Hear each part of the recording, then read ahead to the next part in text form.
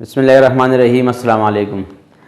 आज video lecture में एक नया चैप्टर हम स्टार्ट करेंगे, वेक्टर्स एंड सरफेसेस। और वेक्टर को हम डिस्कस करेंगे तो सबसे पहले हमारे पास आता है वेक्टर्स। और वेक्टर जो है वो हम 2 डायमेंशन में और 3 डायमेंशन में हम डिस्कस करेंगे। तो सबसे पहले वेक्टर जो है वो 2 डायमेंशन में। तो उससे पहले हमारे पास स्केलर क्वांटिटी और वेक्टर क्वांटिटी के स्केलर क्वांटिटी है क्या और वेक्टर क्वांटिटी क्या है। स्केलर क्वांटिटी के लिए मैग्नीट्यूड की ज़रूरत होती है, तो स्केलर क्वांटिटी के लिए हमारे पास मैग्नीट्यूड की ज़रूरत होती है। और वेक्टर क्वांटिटी के लिए क्या है, मैग्नीट्यूड और इसके साथ प्लस मैं यहाँ पे लिख रहा हूँ डायरेक्शन। मैग्नीट्यूड प्लस डायरेक्शन की ज़रूरत होगी। तो स्केलर क्वांटिटी हमें सिर्फ मैग्नीट्यूड की ज़रूरत है और वेक्टर क्वांटिटी में हमें मैग्नीट्यूड के साथ डायरेक्शन की ज़रूरत होती है। वेक्टर की तरफ आते हैं और वेक्टर इन 2 डायमेंशन। तो मैं यहाँ पे वेक्टर फॉर एग्जांपल में एक वेक्टर है जो कि हम ऐसे नोटेशन में लिखेंगे। ये मैंने ए लिखा हुआ है, या इसको हम बोल्ड करेंगे तो ये मेरे पास क्या है, ये वेक्टर को रिप्रेजेंट कर रहे हैं। अब अगर मैंने एक वेक्टर लिखना है, ए एक वेक्टर है और 2 डायमेंशन में है, तो मैं इसको a1, a2 इस फॉर्म में मैंने लिख दिया, a1, a2। अगर मैं इसको i j के फॉर्म में लिख दूँ तो मैं ऐसे लिखूँगा, ये मेरे पास है a1 i plus a2 j। i और j कंपोनेंट के फॉर्म में मैंने लिख दिया, तो मैं ये लिखूँगा। ये दोनों मेरे पास वेक्टर नोटेशन है। अब इसके बाद आते हैं कि अगर ये वेक्टर है तो इस वेक्टर का मैग्नीट्यूड हमने फाइंड करना है। तो इस वेक्टर के मैग्नीट्यूड के लिए हमारे पास फार्मूला क्या है कि a मैग्नीट्यूड के लिए हम 2 बार इस तरह लगाएंगे और वो क्या होगा, फर्स्ट a1 का स्क्वायर होगा प्लस सेकंड टर्म का स्क्वायर होगा और अंडर रूट आएगा। मैग्नीट्यूड के बाद हम आते हैं इक्विवेलेंट वेक्टर। हमारे पास अगर सेम मैग्नीट्यूड और सेम डायरेक्शन है तो हम कहेंगे कि 2 वेक्टर आपस में सेम इक्विवेलेंट वेक्टर उस वक्त होंगे अगर उनका मैग्नीट्यूड और डायरेक्शन सेम है। पोजीशन वेक्टर की तरफ आते हैं। अगर पोजीशन वेक्टर मैं यहाँ पे ये एक्स वाई कोऑर्डिनेट है, एक्स एक्सिस और ये वाई एक्सिस, मेरे पास एक पॉइंट है, मैं यहाँ पे एक पॉइंट लिखता हूँ, ये मेरे पास है P। और यहाँ पे एक पॉइंट है, इसको मैं लिखता हूँ ये Q है। यहाँ से मैं एक लाइन ड्रा कर रहा हूँ, एक वेक्टर ड्रा कर रहा हूँ, तो मेरे पास ये PQ एक वेक्टर है। और इसको हम ये जो मेरे पास है P और Q जो है ये लाइन सेगमेंट है। अब मैंने इसका पोजीशन वेक्टर फाइंड करना है। तो पोजीशन वेक्टर हमेशा हमारे पास होगा ओरिजिन से, यहाँ से स्टार्ट होगा, ये जो ओरिजिन है यहाँ से स्टार्ट होगा। और मैं कहूँगा कि ये जो मेरे पास ये एक पॉइंट मैंने यहाँ पे लिख दिया A, और इसको मैं A वेक्टर कहूँगा। और ये जो O A ये है पोजीशन वेक्टर,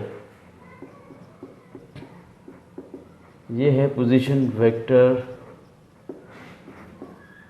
और PQ।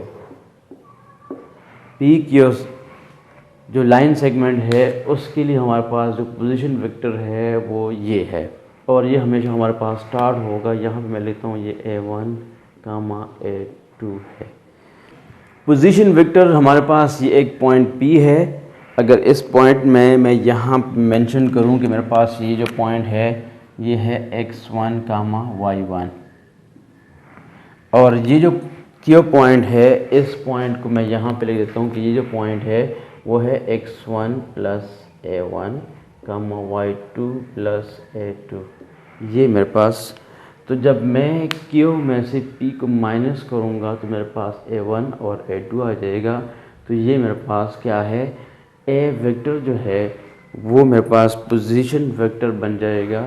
इस PQ के लिए ये जो वेक्टर होगा, दिस इज़ PQ के लिए, तो वो क्या है, Q में से P को जब आप माइनस करेंगे तो आपके पास एक वेक्टर बनेगा।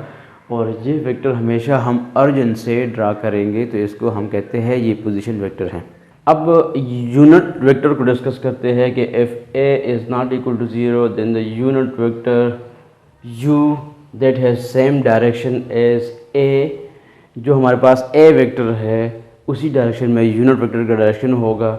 और हमारे पास फार्मूला क्या है, u is equal to unit vector is equal to A divide by A magnitude, जो ए वेक्टर है उसका मैग्नीट्यूड फाइंड करेंगे।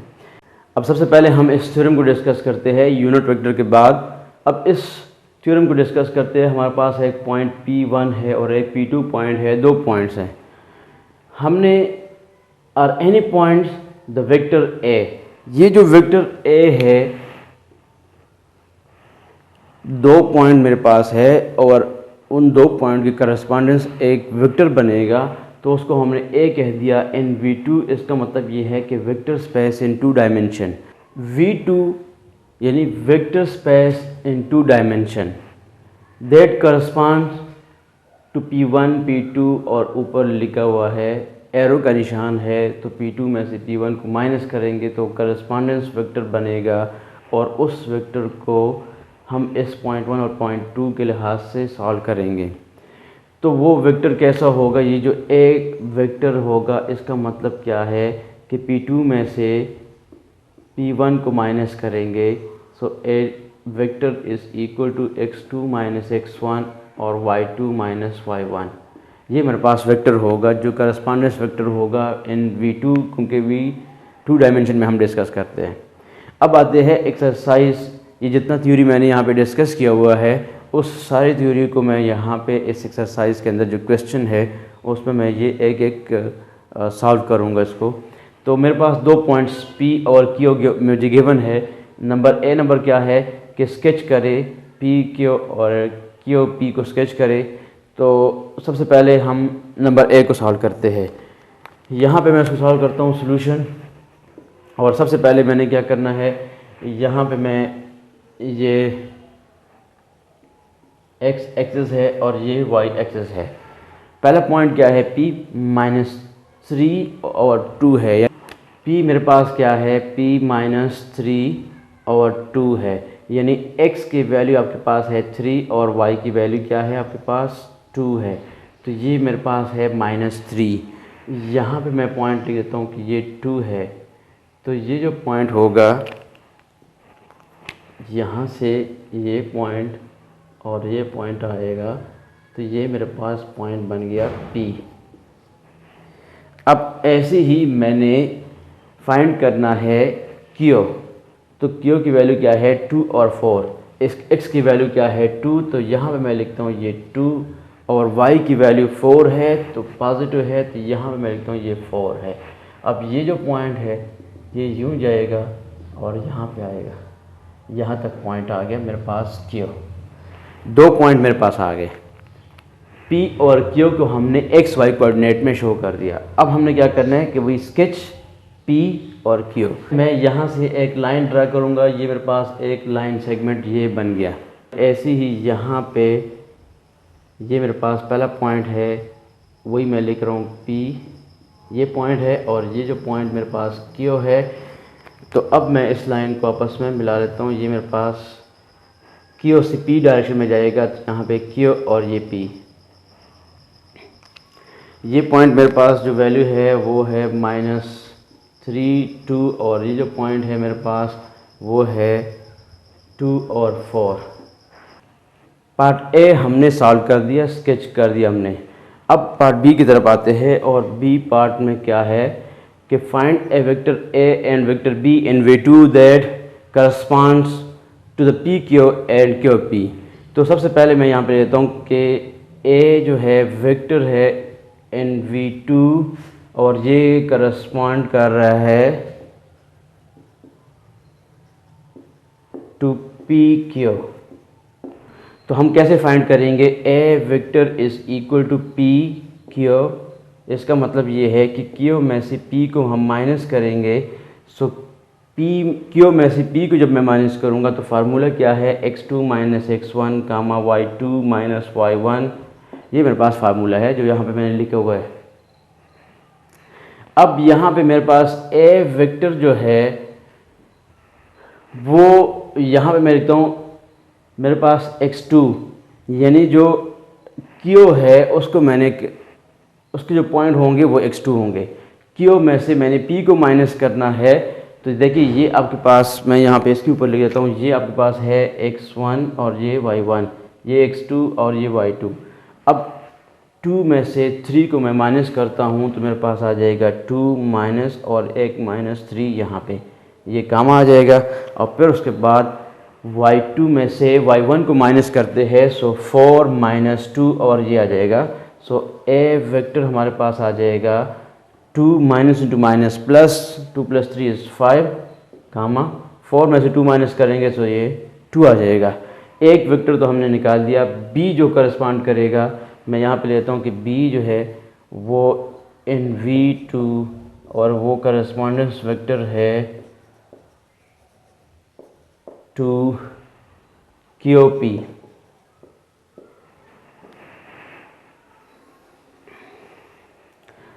तो अब B जो होगा, B वेक्टर के लिए हमारे पास क्या होगा, मैं डायरेक्ट अब लिखूँगा कि P में से Q को माइनस करूँगा, यानी P माइनस Q आएगा। तो P में से Q माइनस करूँगा तो अब P आपके पास क्या है, -3 -2, -3 -2 फिर काम आ जाएगा। और 2 में से 4 को माइनस करूँगा, 2 -4, तो B वेक्टर मेरे पास आ जाएगा -5 -2। ये हमने पार्ट बी को सॉल्व किया कि आप ए और बी जो करस्पॉन्डेंस वेक्टर है पी क्यू और क्यू पी को वो फाइंड करें। तो फाइंड करने का तरीका ये है। अब इसके बाद आते हैं sketch the position vector A and B. जो ए और बी हमने फाइंड किया, इस ए और बी पोजीशन वेक्टर को स्केच करते हैं। तो उस स्केच को मैं यहाँ पे करूँगा और इसको मैं यहाँ पे ऑरिजिन पे हमारे पास स्टार्ट होगा। जो पोजीशन वेक्टर हम स्केच करते हैं वो ऑरिजिन से स्टार्ट हो जाता है। तो पोजीशन वेक्टर मेरे पास क्या आ गया, ए को मैं यहाँ पे स्टार्ट करूँगा क्योंकि ये पी क्यू की तरफ जा रहा है। तो ए इज इक्वल टू क्या है, 5 और 2। इसका मतलब क्या हुआ कि x हमारे पास है 5 और y की वैल्यू है 2, तो ये पॉइंट यहाँ तक आ जाएगा, ये पॉइंट बनेगा और यहाँ से स्टार्ट होके ये मेरे पास ए पॉइंट है और यहाँ पे मैंने लिख दिया ए वेक्टर। तो पोजीशन वेक्टर जो ए है वो हम इस तरीके से फाइंड करेंगे। यहाँ पे मैं पोजीशन वेक्टर फाइंड करता हूँ, ये मेरे पास है ओरिजिन। अब बी मेरे पास क्या है, -5 और -2। यहाँ पे आप एक लाइन ड्रा करेंगे, ये मेरे पास है -5, यहाँ पे एक लाइन -2, ये डॉटेड लाइन मैं यहाँ पे लगा लेता हूँ, ये नीचे यहाँ से स्टार्ट होके यहाँ तक आ जाएगा इस पॉइंट तक। और ये मेरे पास है बी वेक्टर और इसको मैं बी पॉइंट कहता हूँ। तो मेरे पास आ जाएगा ये पोजीशन वेक्टर, मैंने इसको यहाँ पे स्केच कर दिया। अब आते हैं डी पार्ट की तरफ। Find the unit vector for A and B. यहाँ पे मैं डी पार्ट लिख देता हूँ कि यूनिट वेक्टर मैंने फाइंड करना है यूनिट वेक्टर ए और बी के लिए। तो मेरे पास ए वेक्टर क्या है, वो है 5, 2। मेरे पास इसको मैं ऐसे भी लिख सकता हूँ, आर ए जो वेक्टर है इसको मैं 5i + 2j। मेरे पास ये ए की वैल्यू आ गई, हम ऐसे फॉर्म में भी लिख सकते हैं। अब यूनिट वेक्टर के लिए क्या है, यूनिट वेक्टर हमारे पास ये होगा ए डिवाइड बाय ए मैग्नीट्यूड। तो हम इसमें वैल्यू पुट करते हैं। सबसे पहले ए की वैल्यू ये है, ए मैग्नीट्यूड का फार्मूला क्या है, a1 का स्क्वायर प्लस a2 का स्क्वायर अंडर रूट। तो हमारे पास ए मैग्नीट्यूड आ जाएगा इज़ इक्वल टू 5 का स्क्वायर और प्लस 2 का square. So 25 + 4 is equal to 29 under root. So unit vector हमारे पास ए के लिए जो होगा, ए की वैल्यू क्या है 5, आप ये फॉर्म लिख दे डिवाइड बाय 29 अंडर रूट, या ये फॉर्म लिख दे। यहाँ पे मैं लिख देता हूँ कि सेकंड फॉर्म क्या होगा, वो ये बन सकता है कि 5i + 2j divide by 29 under root. So 5 divide by 29 under root i + 2 divide by 29 under root j। ये दो फॉर्म बन सकते हैं, इनमें से आप कोई एक फॉर्म लिखेंगे। अब आते हैं जिस तरीके से हमने ए का हमने फाइंड किया, इस तरीके से बी के लिए हम यूनिट वेक्टर जब फाइंड करेंगे तो वो है यूनिट वेक्टर फॉर बी जो है वो क्या होगा, B vector divide by B magnitude. So B की वैल्यू -5 और -2 है। यहाँ पे मैं लिखता हूँ -5 और -2 डिवाइड बाय -5 का स्क्वायर और प्लस -2 का whole square under root. So unit vector हमारे पास बी के लिए क्या होगा, वो -5 -2 डिवाइड बाय 5 का स्क्वायर 25 और -2 का स्क्वायर 4, सो 29 अंडर रूट आ जाएगा। अब 10.1 एक्सरसाइज में हम 31 नंबर क्वेश्चन सॉल्व करते हैं और उसमें लिखा हुआ है find a vector of magnitude 6 that has the same direction as a is equal to 4i minus 7j। ये है वेक्टर हमें गिवन है और मैग्नीट्यूड जो है वो 6 लिखा हुआ है। तो मैं यहाँ पे लिख देता हूँ कि भाई let B the required vector. जो वेक्टर हमने फाइंड करने हैं उसको मैंने b कह दिया। अब इसका मतलब क्या है कि b इज इक्वल टू, यहाँ पे लिखा हुआ है 6 मैग्नीट्यूड है, मैग्नीट्यूड इसका 6 है और a वेक्टर और उसके मैग्नीट्यूड से डिवाइड करेंगे तो ये मेरे पास आ जाएगा b vector. Find a vector magnitude 6 that has the same direction as a। तो हमारे पास ये फार्मूला बन गया इसके लिए।